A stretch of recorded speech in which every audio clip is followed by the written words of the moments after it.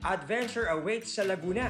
Sagana ang probinsya sa mga lugar kung saan pwedeng mag-chillax at magtampisaw.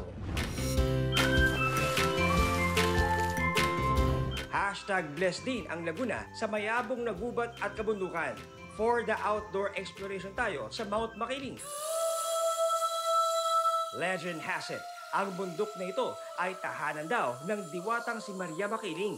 Kaya naman isama na ang pamilya o mga kaibigan at maumaling sa ganda nito. May 30 istasyon papunta sa bundok at makakasalubong mo rin dito ang mga centennial trees. Featured din ang world's largest flower, ang Rafflesia, na critically endangered na. Ayon sa mga turista, stations 12 to 30 ang exciting part dahil magte-trek ka mismo sa gubat at aabuti ng halos 5 oras ang pag-akyat sa tuktok. Extra challenge din ang pag-akyat gamit ang lubid.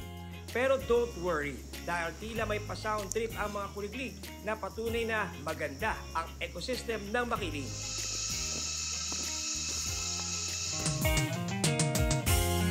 Pagdating sa tuktok, magandang view ng Laguna de Bay, Batangas at Laguna ang sasalubong sa iyo.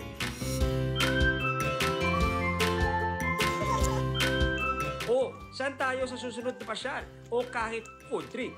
I-share nyo sa 24 Oras Weekend page ang inyong travel at food adventures.